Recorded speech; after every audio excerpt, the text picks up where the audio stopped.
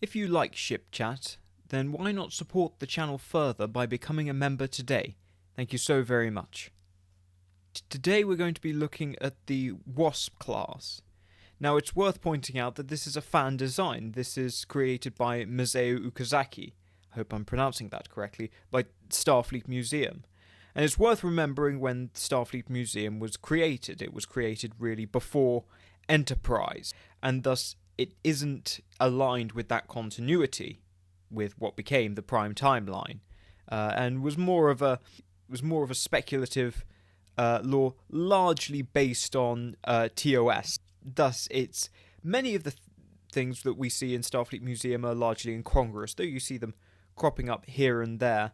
They're very much unlike later Star Trek vessels, and certainly Ukazaki goes a very different route in terms of showing starship development. But that just means essentially that there are actually two timelines. So in this video I will really break down the lore from Starfleet Museum as it presents the Wasp class, as well as how I think the Wasp would fit into the Prime timeline. So without any further ado, let's cover it in universe. So during the early Federation period, you had the Daedalus class, which I believe came in towards the end of the Romulan War. And the Wasp was going to be the successor of the Daedalus. There were a couple of problems with the Daedalus. It was originally built for a fusion reactor, but then in its later models would be equipped with an antimatter reactor, and these were dicky, to say the least. And so safety became quite a big concern. Unfortunately, while you have on the Daedalus a sphere section, which can be ejected with all the crew, it didn't have sufficient thrust to escape the blast radius. Safety was a real concern for the Daedalus class, as well as the fact that, simply put, it wasn't built to manage antimatter reactors. That would lead to the development of the Wasp class, really as the next generation of the Daedalus. Now, originally it was intended to just be pretty conventional and actually still have the same twin nacelle layout. Unfortunately, the nacelles that they wanted to use, they hadn't yet been developed, so instead they decided to go for a Tri-Nacelle design.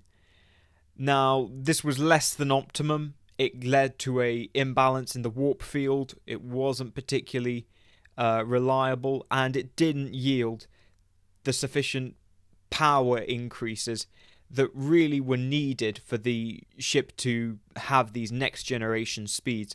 They would later add the newer nacelles, and then you'd have a twin nacelle design, which frankly doesn't look as good, but they made very little difference, and this was largely because of the ultimate problem, which now seems very obvious to us, but back then was still up in the air, and that's the problem of the sphere.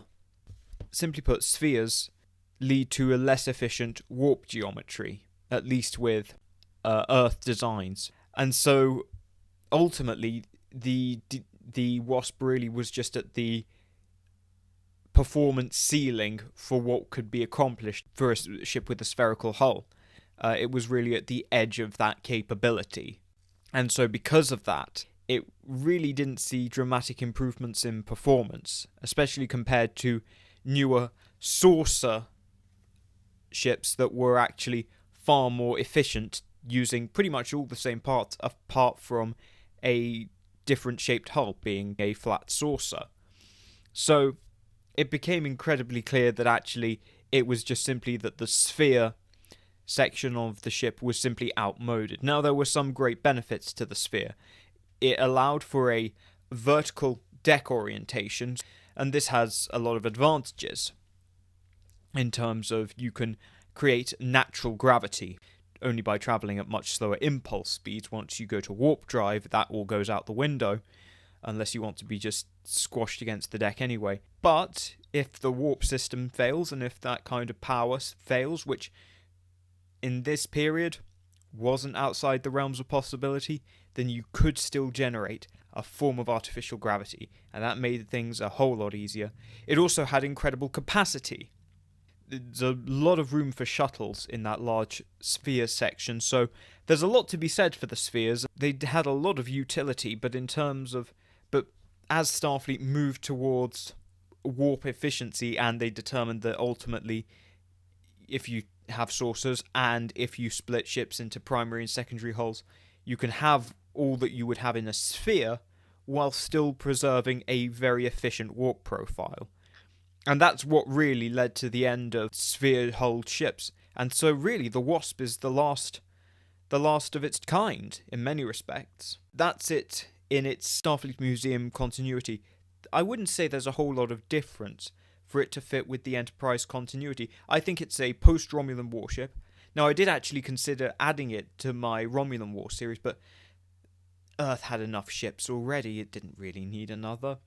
It would be developed using the Daedalus class. There were plenty of Daedalus class ships lying around, and you need to do something with them. They are already kind of outmoded, so Starfleet would really develop the Wasp as an experimental class, and really as part of the early Federation of actually just working out what kind of ships Starfleet would use. Yes, you have Earth ships, but you also have Andorian ships, Vulcan ships, and Tellarite ships, all very different. And so there was a lot of competition and heated debate as to what the Starfleet ships, what the universal standard was going to be, and what would they resemble, and whose warp geometry would they use. The Wasp is actually an attempt at using Vulcan warp geometry. It's completely novel. Vulcan warp geometry is of course created using annular warp drive, but the actual geometry of the field can be created using this Tri-Nacelle setup. And what that then creates is a very strong warp field, but as with the Vulcan annular warp drive, there are limitations. It's not particularly maneuverable. The performance is excellent. It can travel at very high speeds in a single direction. It doesn't really have much agility, and in fact, when it came to trying to maneuver at warp, what would often happen, trying to change course, is the ship would end up getting caught in a kind of spiral and spinning around on itself. It was also an incredibly unstable field, by design in many respects, but with the technology of the time, they didn't really have the capacity to stabilize it, and so it wasn't particularly viable. So it didn't really see much service, and again lost out to saucers, as in Okazaki's timeline, for largely the same reasons, and of course twin nacelle designs. It did keep spherical hulls in the game for far longer than they had any right to be, really. I mean, in the Enterprise continuity, the Daedalus was already an old ship, and then you add to that the fact that the Wasp actually did a good job of keeping it relevant, and again, having that Tri-Nacelle design did help keep the sphere viable, but ultimately it was just not good enough. But even so, it's a very interesting ship. It looks actually quite hard sci-fi in many respects, particularly when you realise it has that vertical deck layout. And it's a very interesting look into what could have been, and based on what we knew from the original series, and it really is quite a striking profile. It really is completely unique and a very novel ship, and it's never really been replicated with any success in canon as of yet.